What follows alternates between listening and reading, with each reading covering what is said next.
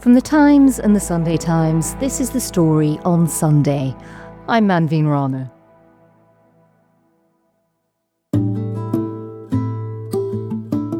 The Diamond Quarter of Antwerp is a strange place. It's a kind of warren, or in fact 2 streets of grey 60s office buildings, quite a shabby place in which Orthodox Jewish and increasingly Indian diamond traders shuffle around, dragging armoured suitcases and greeting their acquaintances.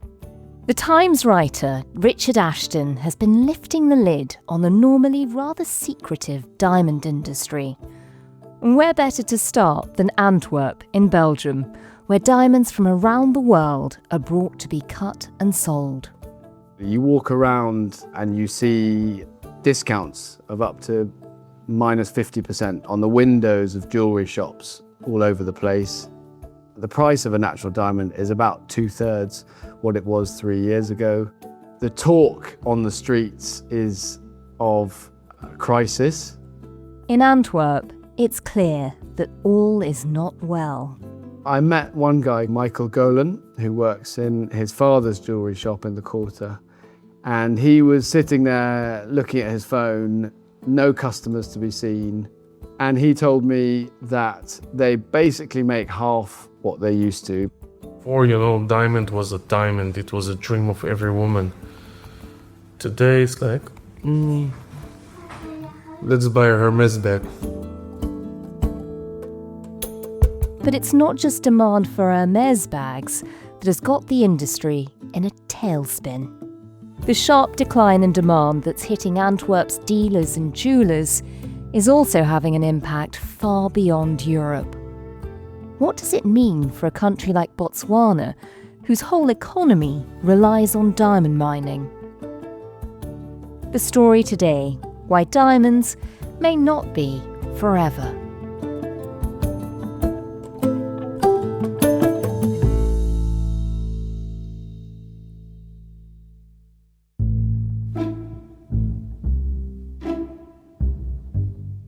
I am in the office of a man called Oded Mansouri, who is a master diamantaire in a cashmere jumper, who has spent his life selling diamonds, and particularly large diamonds. And his office overlooks the Diamond Quarter of Antwerp. As a starting point into this journey, Richard was determined to see the biggest and brightest of the diamond world, which is how he found himself in the office of the man who currently holds the second largest diamond ever mined, the Motswedi. We've been talking for about an hour, and sitting in front of us on a coffee table is an embossed box. After about an hour, he flips open the lid of this box in passing during conversation and says, "This is it." That was a glimpse, I thought, of this extraordinary diamond that could be worth tens of millions of pounds, even hundreds of millions of pounds. After we've finished talking, he takes this rock out of its box and lets me and the photographer I'm visiting with play with it for about 5 minutes. And it's after about 5 minutes of this that he just stops us suddenly. He says, "I must stop you. I won't sleep at night." And he then dances over to his desk, and from a wrapped up piece of white paper, he gets out another rock, identical to the first one. When we do touch that one, it is cool to touch. It's quite heavy in the hand, and it doesn't, on reflection, have this slightly plasticky look to it. He's fobbed us off with a fake to start with, but then decided that he must show us the real thing. But anyway, after that, we spent 20 minutes, half an hour, playing with the real Motswedi.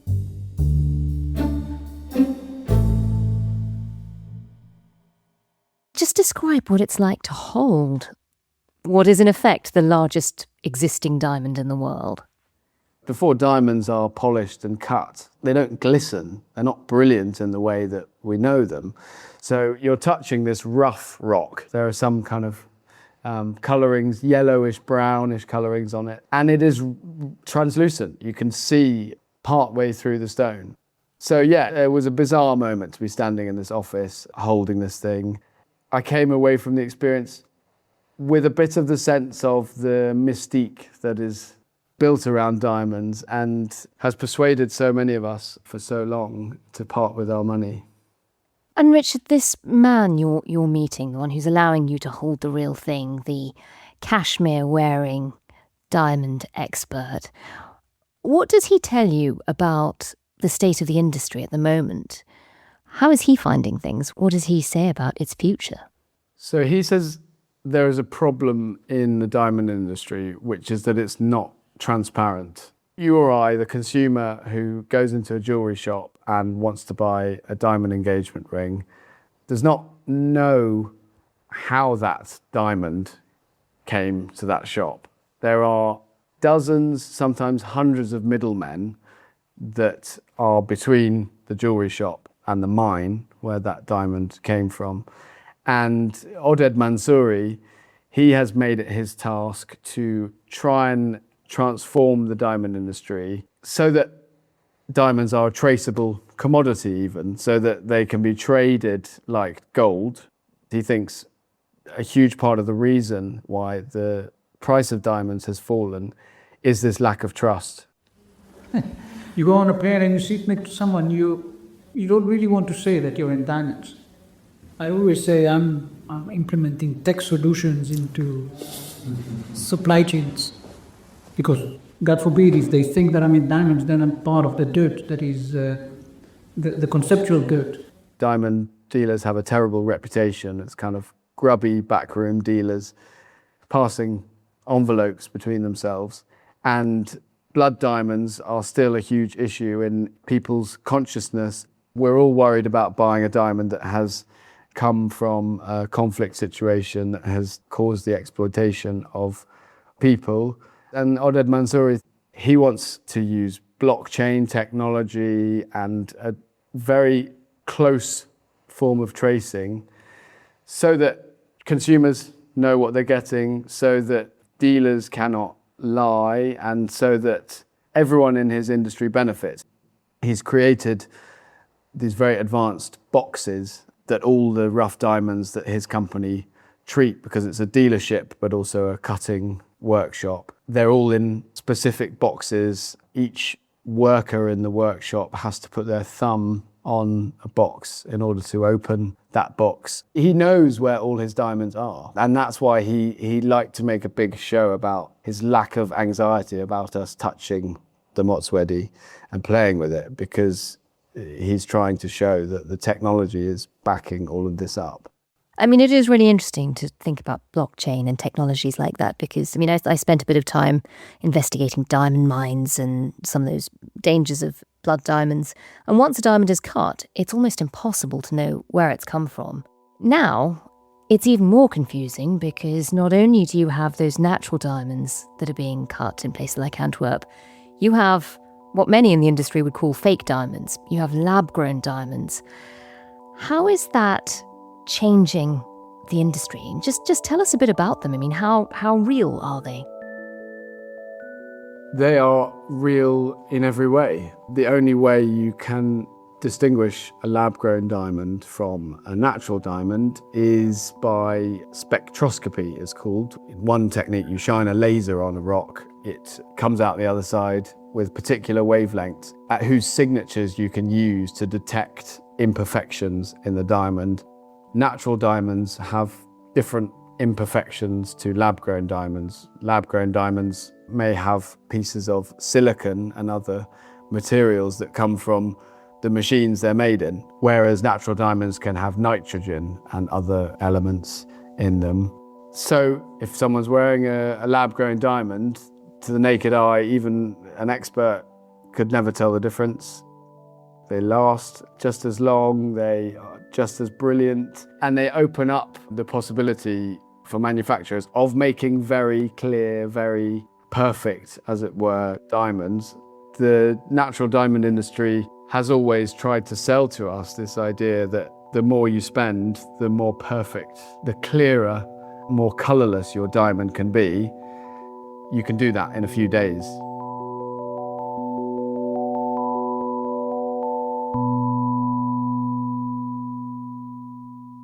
That's the attraction for the manufacturers effectively. They can make the perfect diamond. Suddenly, none of that is down to chance or nature anymore. For the consumer, what's the great draw towards lab-grown diamonds?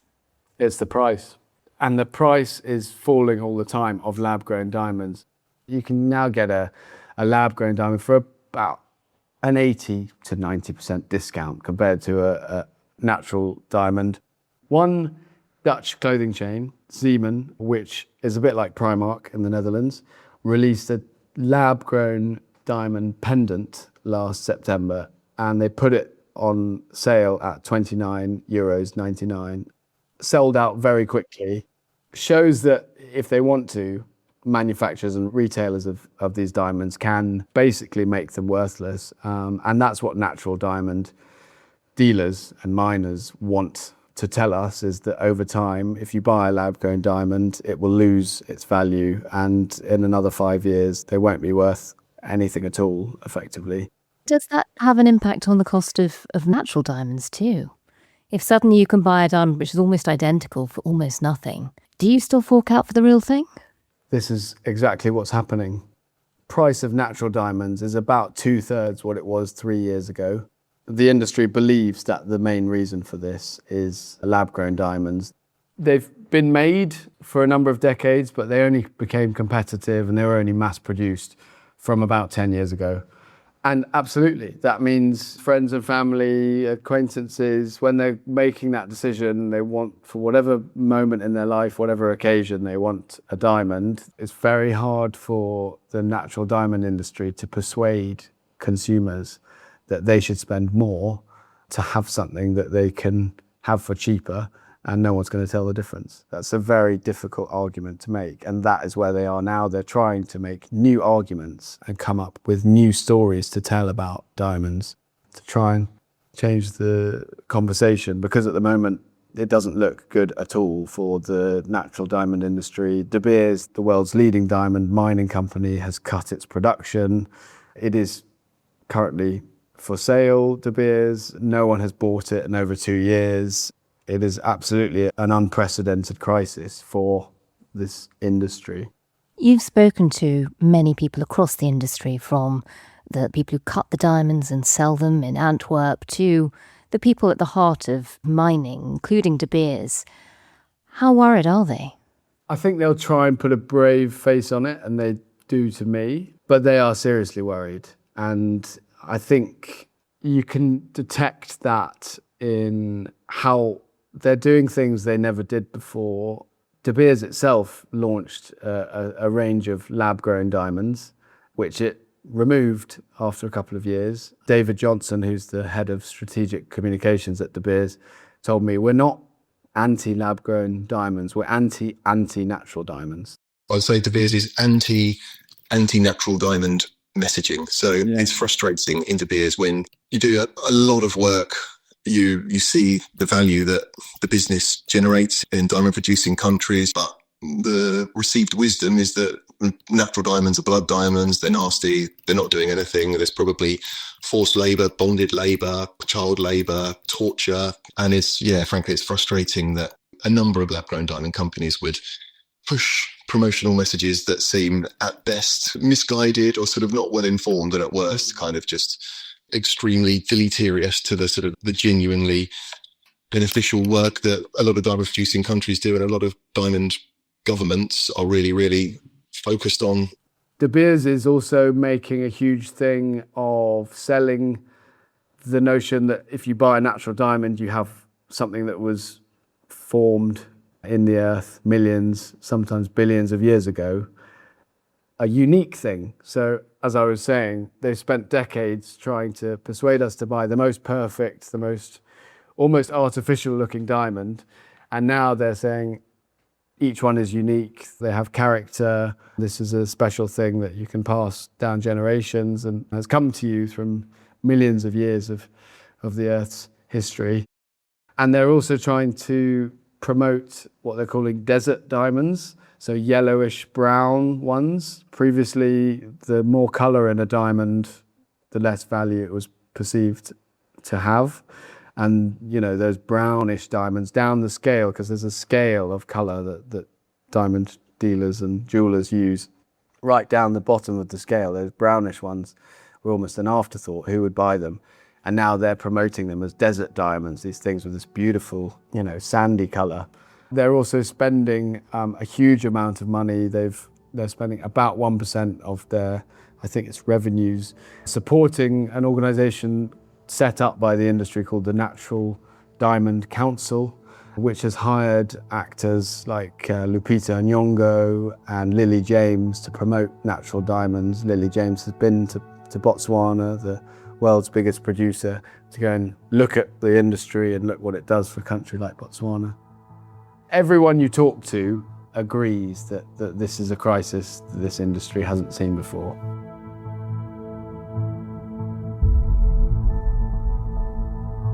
With an existential crisis looming over the industry, the impact is being felt far beyond the world of luxury diamonds. For the people of Botswana, it's a matter of national survival.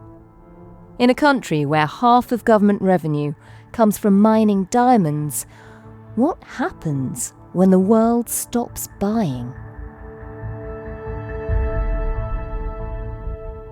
Coming up, Richard travels to Botswana to meet the people whose future depends on the answer.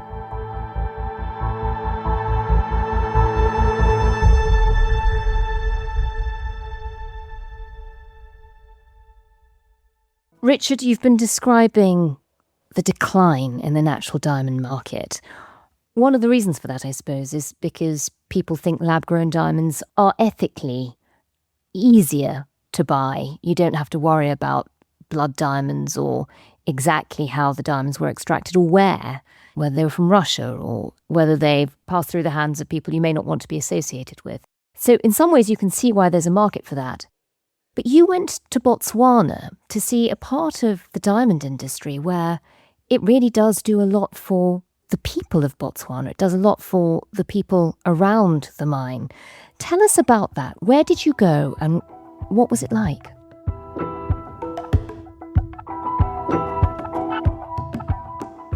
I went to Orapa, which is the world's biggest diamond mine by land mass. It's 1.8 kilometres by 1.2 kilometres. And it's on the edge of the Kalahari Desert in northern Botswana. Botswana is the world's biggest diamond producer by value and has historically been the biggest diamond producer in the world. Its entire economy is built on the back of diamonds. It's been an extraordinary success story in Africa since independence. Independence government managed to negotiate deals with diamond mining companies, De Beers foremost, and it owns 15% of De Beers. Most people in Botswana are supported in some way by the diamond industry.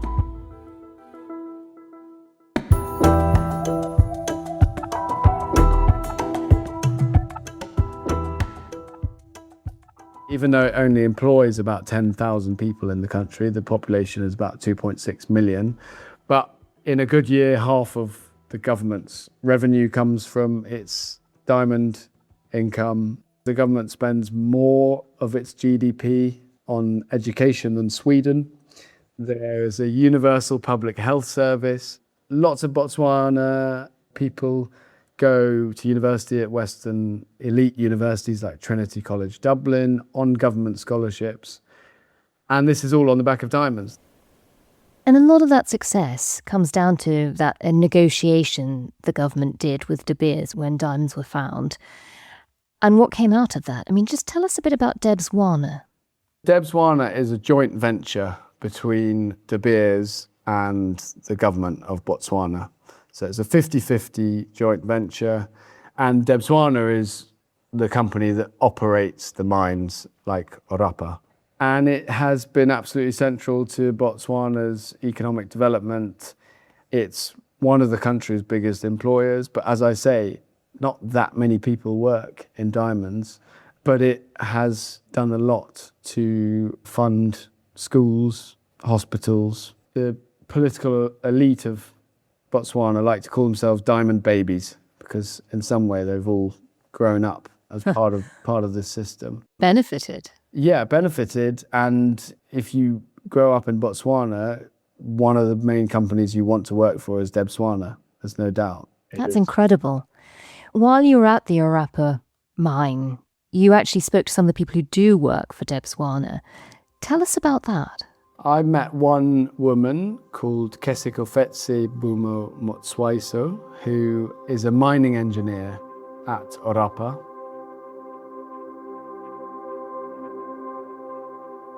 As she put it to me, my job is to translate long-term plans into short-term plans, which basically means decide which bit of that big hole to blow up next and cart away and look for diamonds in. She lives in Orapa with her husband and her 2-year-old boy. Her husband works in the pharmacy of the mine hospital.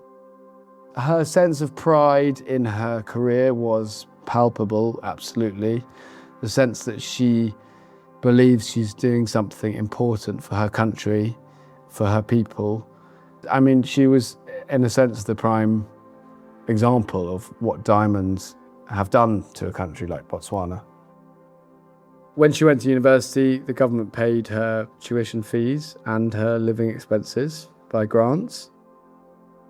She gave a plea, in fact, to people who will be listening to this podcast and people who will be reading the article that we've done, and saying that if you know what diamonds have done for Botswana, we will be right back on track. As in, please buy natural diamonds, because this is what they do. They create lives for people like me, my husband, and my son.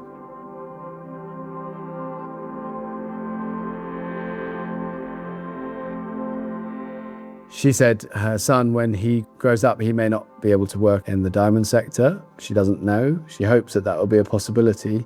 But she said she wants him to use all the education that diamonds have given Botswana and use it to diversify the economy, do other things. She said maybe he'll work in AI. It's hard to over-exaggerate how much diamonds are the lifeblood of Botswana, people in Botswana, and like a symbol of Botswana's national identity. We met some primary school girls, and their school uniform, the emblem of their school was a diamond. In the airport, there are diamond jewelry shops in the airport.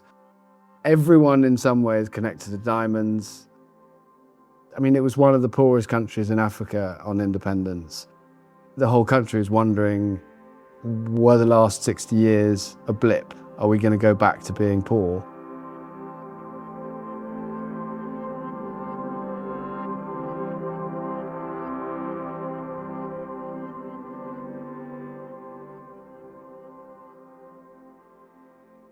How much is it having an impact that you can see on the economy of Botswana? Is it something that's already being felt nationally? Absolutely.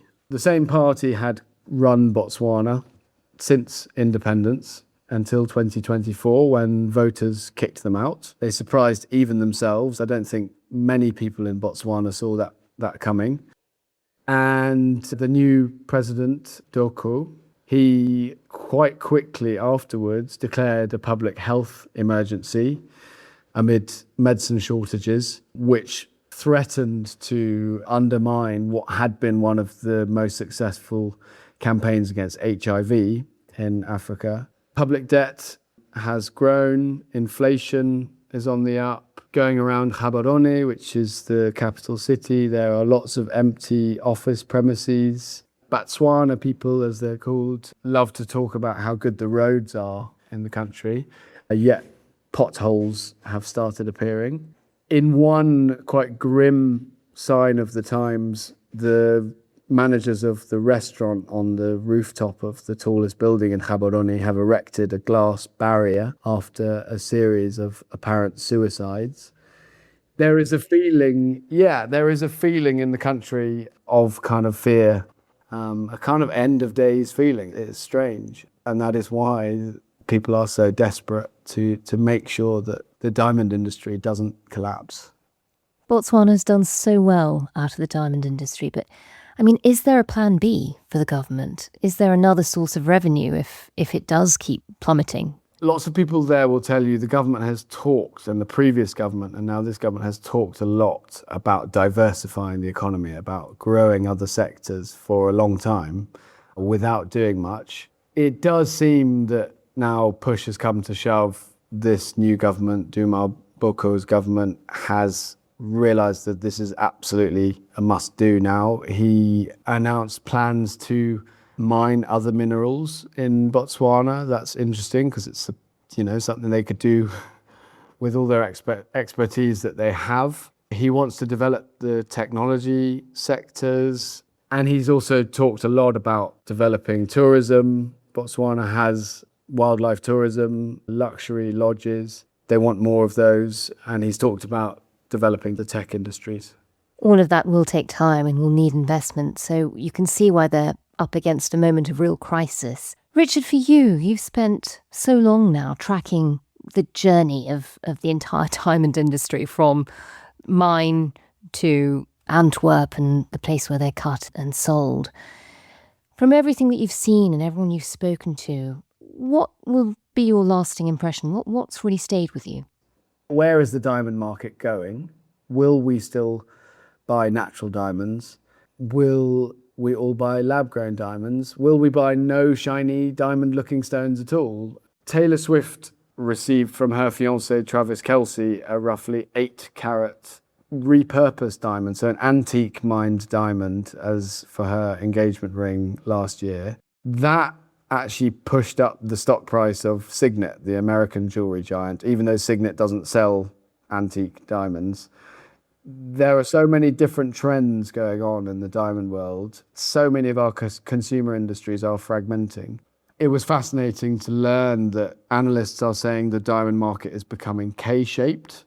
And what that means is the price of the largest natural diamonds is increasing, and the price of the smaller natural diamonds and lab-grown diamonds is decreasing at the same time. As Oded Mansouri put it to me, there are more and more new rich people in the world, and supply stays the same. I think it says so much about our world that this is yet another industry in which the gap between luxury and the rest is growing.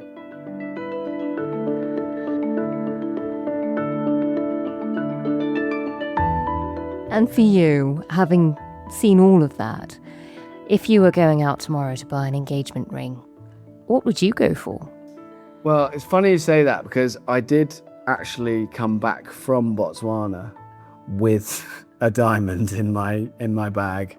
Or in fact, 3 little ones on a ring, natural ones, which my fiancé is now proudly wearing. And Congratulations. Thank you. Yeah, and I think I was persuaded, I have to say, I was persuaded by that time in Botswana and the time in Antwerp learning about these things.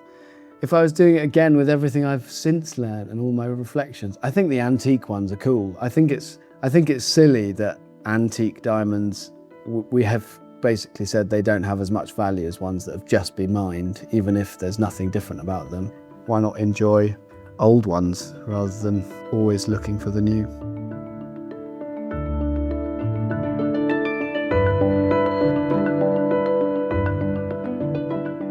That was Richard Ashton, foreign features writer for The Times and The Sunday Times.